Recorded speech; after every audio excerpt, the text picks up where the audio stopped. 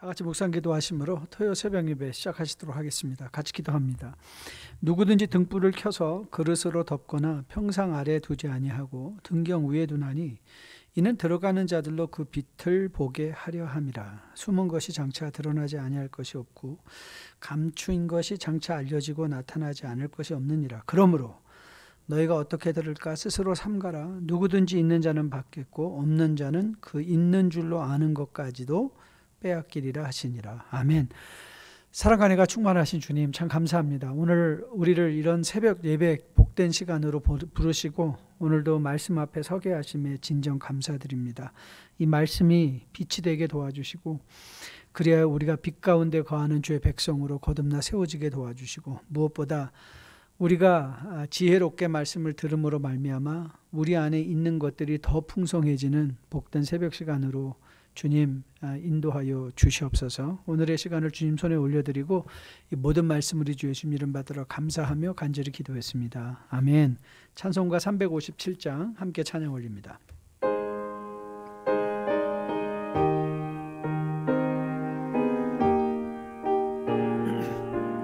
주 믿는 사람 일어나, 주 믿는 사람 일어나, 다 힘을 합하여 이 세상 모든 마귀를 다쳐서 멸하세. 저 앞에 오는 적군을 다 싸워 이겨라. 주 예수 믿는 힘으로 온 세상 이기네. 믿음이 이기네. 믿음이 이기네. 주 예수를 믿음이 온 세상 이기네. 온 인류 마귀 괴율로 큰 죄에 빠지니 진리로 띠를 띠고서 들이세.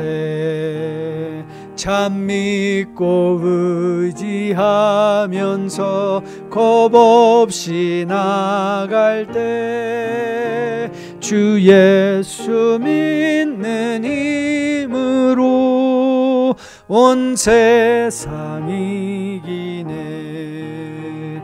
믿음이 이기네. 믿음이 이기네. 주 예수를 믿음이 온 세상 이기네. 끝까지 이긴 자에게 흰 옷을 입히고 또 영생 복을 주시니 참 기쁜 일일세. 이 어두운 세상 지나서 천성 가도록 주 예수 믿는 힘으로 온 세상 이기네. 믿음이 이기네. 믿음이 이기네. 주 예수를 믿음이 온 세상 이기네. 아멘. 믿음으로 큰 승리하시는 여러분과 저 되기를 주님의 이름으로 축복드립니다. 오늘 새벽 저희가 함께 보려는 하나님의 말씀은 잠언 8장 10절로 13절까지 말씀입니다. 잠언 8장 10절로 13절까지 말씀 제가 받들어 봉독해 올리겠습니다. 하나님 말씀입니다. 너희가 은을 받지 말고 나의 훈계를 받으며 정금보다 지식을 얻으라. 대저 지혜는 진주보다 나음으로 원하는 모든 것을 이에 비교할 수 없음이니라. 나 지혜는 명철로 주소를 삼으며 지식과 근신을 찾아왔나니 여호와를 경외하는 것은 악을 미워하는 것이라. 나는 교만과 거만과 악한 행실과 패역한 입을 미워하느니라. 아멘. 하나님의 말씀입니다. 최근에 제가 읽은 책 중에 제목이 기분이 태도가 되지 않게라는 책을 읽었습니다. 기분이 태도가 되지 않게. 책의 핵심 교훈은 기분대로 행동하지 말라는 것이죠. 화가 난다고 화를 폭발시키지 말고, 좋다고 너무 좋아한다고 호들갑을 떠는 것이 아니라 그 기분을 잘 분석해서 그 기분에 휩쓸리지 않고 이성적이고 합당한 생활을 통해서 자신과 그리고 이웃과의 관계를 원활히 하라는 책입니다. 사실 내용은 일반적인 상담 내용에서 크게 벗어나지는 않았지만 저는 이 제목, 기분이 태도가 되지 않게라는 게 너무너무 좋았습니다. 그 제목 하나로도 책이 가치가 있는 것 같습니다. 우리의 행동의 가장 큰 문제는 착각하는 것이죠. 우리 기분이 나의 지금 현재 태도라고 착각하는 거예요. 그래서 기분대로 하는 것이죠. 기분을 기분으로 이해할 수 있어야 되는데, 여러분 착각이 왜 무서운지 아시죠? 예, 착각에는 커트라인이 없기 때문에 무섭습니다. 착각이 한번 심화되면 계속 그 착각이 착각을 불러일으키고, 그래서 착각이 착각을 하게 함으로 말미암아 결국 착각 가운데 살아가는 거죠. 착각을 몇 번 했는지 모르겠네요. 근데 이 착각은요, 단지 이런 세상 살아가는 우리의 기분뿐만 아니라 우리 믿음에도 동일하게 적용될 수 있다는 무서운 경고면서 교훈입니다. 많은 사람들이 스스로 믿음이 있다 하는데 사실은 그 믿음 자체가 착각일 때가 있다는 거죠. 또 어떤 사람은 지혜가 있다고 스스로 생각하는데 그 지혜가 있다는 것 자체가 착각인 것일 때가 굉장히 많이 있습니다. 그래서 오늘 저는 여러분과 저가 착각하는 지혜가 아닌 실제적으로 우리의 삶에서 일하는 지혜가 뭔가, 그래서 그거 한번 구체적으로 살펴보려고 합니다. 아울러 이 교훈과 더불어 우리는 우리 스스로를 한번 다시 돌아볼 수 있는, 혹이라도 나는 내 기분이 태도가 되어서 늘 매일 삶 가운데 기분대로 행동하지 않나? 기분대로 말하지 않나? 그래서 착각하는 삶을 살고 있는 건 아닌가? 내 믿음이 정말 성경이 말하는 믿음인가? 내가 말하는 지혜가 정말 성경이 말하는 지혜인가? 다시 한번 생각해 볼 수 있는 그런 복된 새벽 시간 되기를 주님의 이름으로 축복드립니다. 가장 먼저 오늘 잠언 기자는 10절 말씀에서 그의 독자들에게 은이나 정금보다 자신의 훈계, 곧 지식, 지혜를 얻을 것을 권면하고 있는 것을 보게 됩니다. 여기서 보다라는 게 굉장히 중요한데요. 보다라는 이 정금보다 은을 받지 말고 지식과 지혜, 명철을 얻는 것, 그게 더 중요하다는 우선순위적인 것을, 그래서 우리가 물질을 강구하기 전에 지혜를 강구해야 되고, 성공을 강구하기 전에 우리가 먼저 지식을, 성경적인 지식을 강구해야 된다는 것을 보여주고 있습니다. 아울러 우리가 구할 것이 지혜와 지식과 명철임을 교훈한 후에 잠언 기자는 12절에서 지혜의 가치를 이렇게 설명합니다. 지혜의 가치, 나 지혜는 명철로 주소를 삼으며 지식과 근신을 찾아 얻는다. 그래서 여러분들이 오늘 12절에서 주의 깊게 봐야 되는 것은, 나 지혜는 명철과 주소를 삼다. 이거는 굉장히 형이상학적인 개념 아닙니까? 도대체 명철의 주소가 뭐야? 그렇죠? 명철로 주소를 삼는다는 말이 무슨 뜻일까? 그런데 그 지혜가 명철로 주소를 삼았을 때 일어나는 일은, 이 평행 구절을 보면 지식과 근신을 찾아 얻는다. 이거는 굉장히 형이상학적이 아니라 우리 삶의 실제적인 말이죠. 지식과 근신, 그렇죠? knowledge and discipline, 이거를 찾아 얻는다라는 아주 구체적인 언어로 설명하고 있는 것을 보게 됩니다. 그리고 연이어 주어지는 13절의 교훈이죠.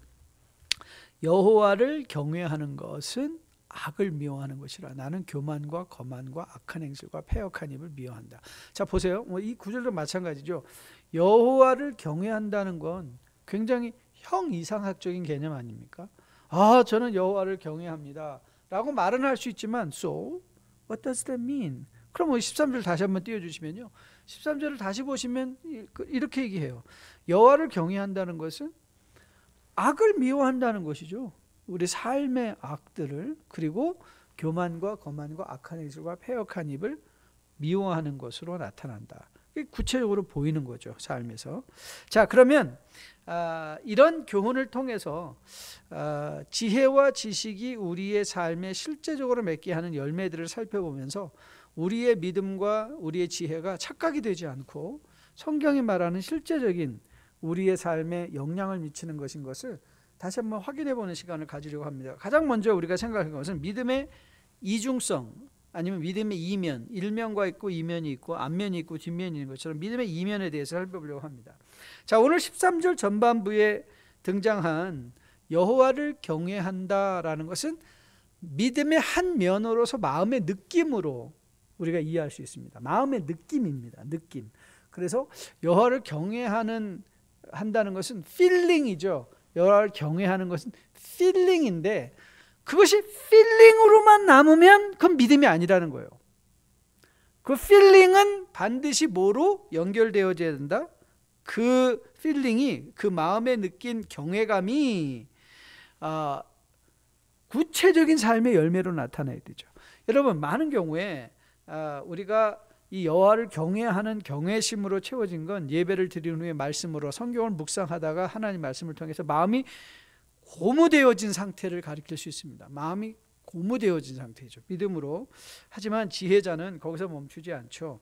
여호와를 경외하는 것은 악을 미워하는 것이고, 악을 미워한다는 말의 의미는 뭐냐? 그걸 또 풀어줘요. 교만과 거만과 악한 행실과 패역한 입을 미워하는 것이다. 여러분, 믿음은요 막연한 게 아닙니다. 제가 여러분에게 늘 함께, 저 스스로에게도 여러분에게도 함께 나누고 싶은 게 뭐냐면 믿음의 실제성이에요. 믿음의 구체성이에요. 믿음의 현실성이에요. 그러니까 믿는다는 건 우리의 실제적인 삶과 결단코 멀리 떨어져 있는 괴리적인 것이 아니라 믿음은 우리의 삶 안에 들어와 있는 것이라. 왜냐하면 이 교만하다, 그렇죠? 이 교만하다, 거만하다, 악한 행실이다, 패역한 입이다, 이거는 다 어디에 존재하는 거예요? 우리의 실제적인 삶에, 이웃과의 관계, 부부간의 관계, 부모 자식 간의 관계 속에서 존재하는 것 아닙니까? 여러분, 지식과 지혜는 막연한 게 아니에요. 지혜를 많이 갖자가 아니라 그 지혜가 우리에게 뭘 하는가를 알게 하는 것, 그게 저는 믿음이라고 생각합니다. 여러분, 오늘 지혜자가 우리에게 교훈하는 건 간단합니다. 이런 교훈이에요. 우리가 마음으로 느꼈던 믿음들은 실제적인 삶에서 열매로 나타나게 해라. 느낌으로만 사라지는 게 아니라 열매로 나타나게 하는 것. 자, 사실 이 교훈을 앞에 두고 우리 한국 사람은, 저는 한국 민족이 굉장히 종교심이 강한 민족이라고 생각을 해요. 종교심이 굉장히 강하고 영적인 면에 강하다고 생각하는데, 그런데 그거에 대해서 우리가 또 하나 우리가 기억할 건, 한국 사람들은 굉장히 믿음에 열정적인 반응을 하는 건 좋은데, 예를 들면 뭐 통성기도 이런 것들은 한국 교회밖에 없습니다. 그런데 그게 좋은 관습이 되어서 이제 통성기도, 유니슨 프레이어, 그러면 우리 미국 사람들 모여있는 집회에서도 이제는 통성기도, 통성 프레이어 이렇게 같이 하는 경우들이 많이 있습니다. 그런데 한 가지 아쉬운 건 이런 1차적인 믿음의 반응에는 한국 사람들이 강한데, 사실 2차적인 반응으로서 실제적인 삶에서 나타나는 믿음의 열매는 빈약하다는 거예요. 그래서 지금 교회가, 세상이 교회를 걱정하는 때가 되었다라는 게 지금 현재 한국의 상황이, 사실 이런 경향이 심화되어져서 여기까지 온 게 아닌가 생각합니다. 이런 차원에서 보면 사실 오늘 말씀이 우리에게 다시 한번 현실 파악을 할 수 있도록 일깨우는 말씀이 될 수 있다고 생각합니다. 우리에게 지혜가 있다는 것, 그 믿음이 있다는 것은 다만 내 마음에 하나님의 존재에 대한 깨달음뿐만 아니라 매일의 삶의 현장 속에서 우리의 삶의 주인 되시는 하나님을 인정할 뿐만 아니라 그 하나님의 선하시고 기뻐하시고 온전하신 뜻을 쫓아 사는 것을 의미합니다. 여러분, 야고보서 2장 19절 너무나 무서운 경고 여러분 기억하시죠? 야고보 장로가 이렇게 경고했습니다. 내가 하나님은 한 분이신 줄 믿느냐? 잘하는도다. 귀신들도 믿고 떠느니라. 여러분 하나님이라는 존재 앞에 귀신들도 반응한다는 거예요. 믿고 떠는 것으로. 하지만 귀신들은 하나님을 믿고 1차 반응은 하지만 그 마음속에 하나님이 주인이 되어 그렇죠? 성도답게 사려는 노력을 기울이지 않습니다. 아니 오히려 하나님을 믿고 떨었음에도 불구하고 끊임없이 대적하는 길에 나가는 것이 귀신들입니다. 왜 그렇죠? 1차 반응과 2차 반응에서 2차 반응이 결여된 것이죠. 하나님을 아는 지식, 지혜가 있는 사람은 그렇게 매일매일 삶의 현장 속에서 그리스도의 향기를 바라는 사람이 되어야 된다고 믿습니다. 저는 예배 후에 귀가하는 주차장의 차량 모습을 보거나 혹은 화장실을 가보면 그 교회의 수준을 저는 알 수 있다고 생각합니다. 믿음이 있고 지혜가 있다면 주차장에서 아무리 마음이 급해도 양보하며 질서를 지킬 것입니다. 하지만 페네릭하게 정말 예배 중에서는 아멘하고 찬양하고 일어나서 손들고 한 후에 정말 한치도 양보하지 않으려고 하고 앞에 막혀 있으면 빵빵빵거리고 화장실에 들어가 보면 뒤에 들어오는 사람들을 전혀 배려함 없이 그냥 휴지를 아무데나 막 던져놓고 화장실을 지저분하게 쓴다면 저는 그 교회가 어떤 열정을 가지고 예배를 드렸다 할지라도 그 열정은 착각의 열정이라고 저는 믿습니다. 그 착각의 열정이에요. 그 열정은 반드시 우리의 삶에 실제적인 내용으로 부부간에 서로에게 매너 있게 부모 자식 간에 무례하지 않게 교만하지 않게 거만하지 않게 그리고 이웃과의 관계 속에서 온유함으로 겸손함으로 나타나야 되는 것으로 확실하게 믿습니다. 자, 그래서 오늘 본문을 보면 우리가 맺어야 되는 지혜의 열매들이 있는데 그게 뭐냐면 내적으로는 겸손이고 외적으로는 선한 행실과 합당한 말로 설명하고 있어요. 자, 다시 한번 내적인 열매가 왜 겸손인지 볼까요? 지혜로운 상태를 오늘 잠언은 어떻게 설명했는가 하면 교만과 거만이 없는 것으로. 그러니까 결국 교만과 거만이 없는 건 뭐죠? 겸손한 거죠. 그러니까 우리 내적으로는 겸손한 상태.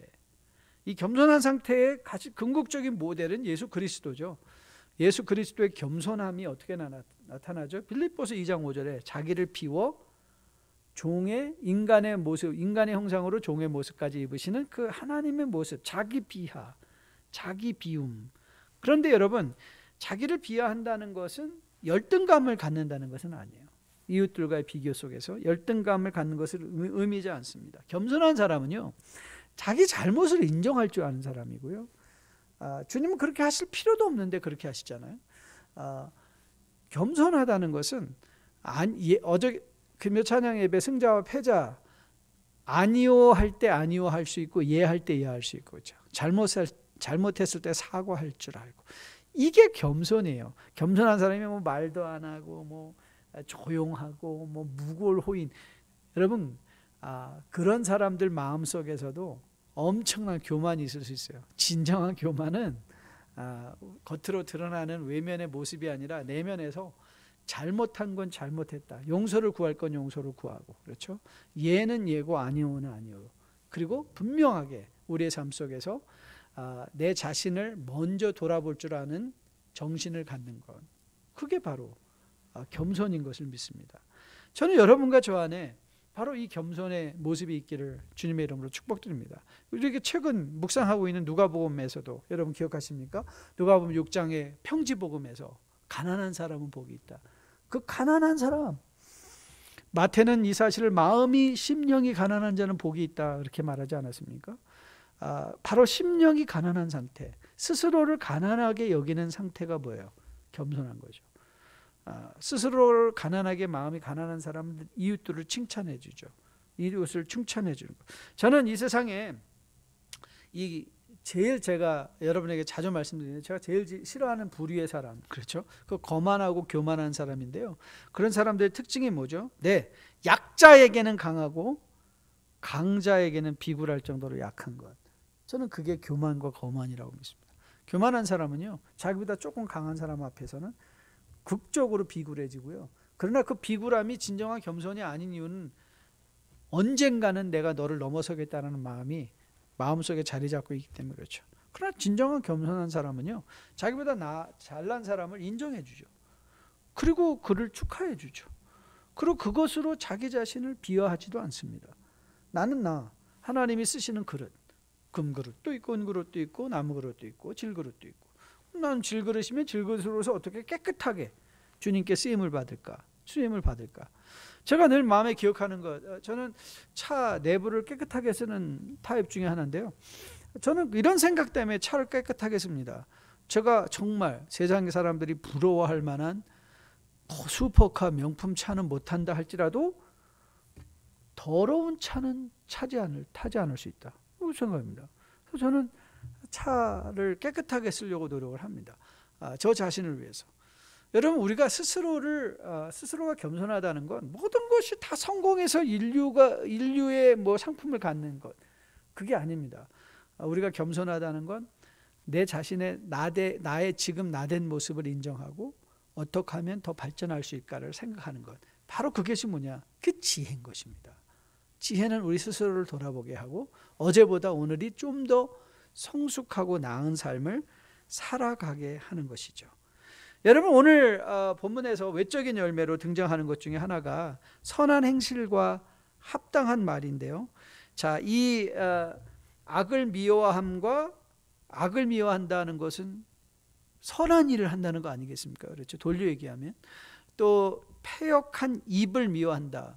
그러니까 겸손한 사람, 지혜로운 사람은 그의 말로 드러난다는 거죠. 말, 겉으로 드러나는 행실과 말로. 그러니까 이 말이라는 것, 그래서 잠언에도 말에 관한 교훈이 굉장히 많이 있습니다. 말을 어떻게 잘할까? 말을 어떻게 성경적으로 할까? 이 말에 관한 교훈들이 많이 있는데요. 여기서 이 패역한 말이라는 것을 영어 성경은 perverted speech라고 번역을 합니다. perverse. 이 perverse하다는 말의 의미는요, 완전히 삐뚤어졌다는 거예요. 꼬였다는 거예요. 여러분, 말만 하면 꼬이는 거죠. 삐삐 꼬아서 항상 부정적인 대로 이끌어가는 것. 여러분, 그건 지혜로운 거 아닙니다. 그건 믿음 있는 것도 아닙니다.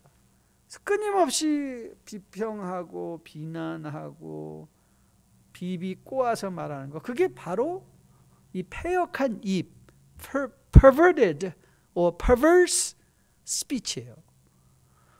그것이 우리의, 즉 다시 말하면 지혜롭다는 거 별거 아닙니다. 우리의 입에서 나오는 말들이 선하고 이웃을 축하하고 이웃을 격려하고 이웃에게 감사하고. 그래서 여러분에게 늘 말씀드리잖아요. 성도가 힘써야 되는 훈련 중에 하나가 감사 훈련이라고. 여러분, 한번 실수해 보세요. 매일매일의 삶에 아침에 일어나서 감사해 보시고요. 앉을 때 감사하시고 일어날 때 감사하시고 그리고 누울 때 감사하시고, 무슨 일, 정말 물 한 잔을 먹을 때도 하나님 감사합니다.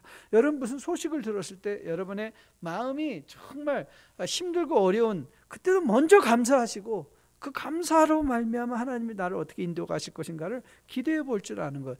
여러분, 믿음의 훈련은 그렇기에 무슨 교회 와서 산속에 들어가서 하는 게 아니라 매일 여러분의 입술의 훈련을 하는 게 믿음의 훈련입니다.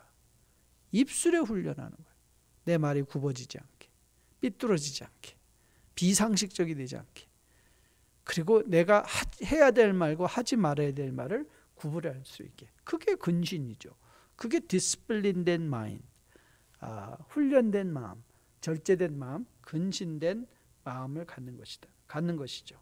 전 여러분과 저가 이 지혜와 지식의 구체성을 마음에 꼭 기억하실 수 있는 여러분과 저 될 수 있게 되기를 주님의 이름으로 축복드립니다. 그래서 여러분과 저가 매일의 삶의 현장에서 참 저 사람은 지혜로워, 참 저 사람은 명철이 있어, 저 사람은 삶과 행실이 일치가 돼, 믿음과 지혜를 착각하는 삶이 아니라, 믿음과 현재의 삶을 착각하는 게 아니라 일치된 그런 삶으로 살아낼 수 있게 되기를 주님의 이름으로 축복드립니다. 제가 일전에도 여러분께 소개한 적이 있는 것 같은데, 제가 즐겨 있는 페이스북에 어떤 목사님이 이런 글을 실은 적이 있어요. 그 제목이 갈 때도 올 때처럼이라는 글입니다. 한번 들어보실래요? 잔디를 깎았습니다. 집 옆에 있는 문 안쪽으로 무성하게 낮게 잔뜩 자란 온갖 풀과 나뭇가지들도 모두 정리했습니다. 이제 2주 후면 1년 5개월 동안 살았던 이 집을 비워주어야 합니다. 어떤 집으로 가게 될지 아직은 모르지만 지금처럼 잔디도 깎고 나뭇가지도 쳐주고 정원을 가꾸어야 하는 집은 아닐 것입니다. 2주 후면 이사 가야 한다고 생각하니 잔디를 깎고 정원을 손질하는 마음이 배나 힘든 것 같습니다. 1년 반 동안 비와 바람과 햇빛과 더위와 추위와 피곤함을 가려주고 식혀주던 집인데 드러나는 성의 없는 손과 마음을 감출 수 없습니다. 그래도 할 수 있는 한 풀과 가지 무성한 정원을 힘들 때까지 정돈했습니다. 사람이 갈 때도 올 때처럼 그 감사, 그 열심, 그 겸손으로 정돈하며 산다면 세상은 참으로 말끔하고 깨끗하고 기분 좋고 아름다운 처음 세상, 처음 동산이 될 것입니다. 저는 이 마지막 말이 마음에 와닿더라고요. 사람이 갈 때도 올 때처럼. 내가 집에 갈 때도 화장실 하나라도, 교회 화장실 하나라도 나는 지금 가지만 또 올 사람들을 위해서 처음 마음을 가지고 깨끗하게 정리할 수 있는 것. 그게 삶의 행실이 일치하는 것 아니겠습니까? 오늘 저는 여러분과 제가 본문을 통해서 이 지혜와 지식, 명철이라는 것이 막연한 형이상학적인 개념이 아니라 교만과 거만이 아닌 겸손, 이 악을 미워하고 패역한 입을 절제하는 선한 행실과 선한 말을 하는 것인 것을 다시 한번 기억하며, 저는 여러분들이 여러분들의 소리를 들으며 여러분들의 말을 스스로 들으며 여러분의 손을 항상 바라보며 내가 어떻게 지혜 있는 삶을 살고 있는가, 어떻게 하나님의 명철에 근거해서 살고 있는가, 정말 스스로를 돌아보는 가운데 이 잠언의 교훈들로 말미암아 우리의 삶에 분명한 경계, 여러분 기억하시죠? 잠자가 바늘잠자, 경계잠자, 혹은 이 경고잠자라고 말씀드렸잖아요. 삶의 경계가 분명하게 세워져서 세상과 믿는 우리들이 구별되어지는, 경계가 세워진다는 건 구별된다는 거거든요. 성경에서 거룩이라는 건 구별이라고 말씀드렸잖아요. 거룩하다는 것, 구별되는 것이다. 세상 것과 구별되는 것이다. 여러분과 저 또한 이런 구별된 삶을 살아낼 수 있는 뉴라이프의 복된 백성들 다 될 수 있기를 주님의 이름으로 축복드립니다. 아버지 감사합니다. 오늘도 귀한 말씀을 통해서 삶의 경계를, 우리 교만과 거만, 악을 미워함과 패역한 입을 어떻게 선한 행실과 선한 말, 교만과 거만을 어떻게 겸손으로 살아내야 함을 교훈받게 하시며 진정 감사드립니다. 우리의 삶의 경계가 있습니다. 그 경계를 분명히 알고, 피조물의 경계를 알고 창조주의 경계를 인정하며 그분께 순종하고 그분의 지식과 지혜를 마음으로 받아 매일의 삶에서 신의 성품의 풍성한 대로 살아내는 것이 우리가 부름받은 소명일 것입니다. 어떤 자리에 있든지 간에 오늘도 우리의 삶에 분명한 잠언을 통한 경계가 세워지게 도와주셔서 우리의 행실에, 우리의 선한 말에, 입술의 열매가 우리 안에 살아계신 예수 그리스도를 드러낼 수 있는 복된 성도의 삶으로 살아낼 수 있도록 주님 인도하여 주시옵소서. 이제는 우리 주 예수 그리스도의 은혜와 아버지의 지극하신 사랑과 성령님의 인도하심이 오늘도 말씀을 마음에 받고 보다 경계에 있는 삶의 내용 가운데 겸손하고 선한 행실과 선한 입술의 열매로 그리스도의 일하심을 세상에 밝히 드러내기를 소원하며 머리 숙인 주의 백성들의 머리 위에, 이들의 가정 위에, 섬기는 기업과 직장 위에, 자녀들 머리 위에 지금으로부터 영원까지 함께 계실지어다. 아멘. 감사합니다. 오늘 좋은 하루 보내시고 내일 현장 예배로 또 온라인 예배로 함께 뵙도록 하겠습니다. 샬롬.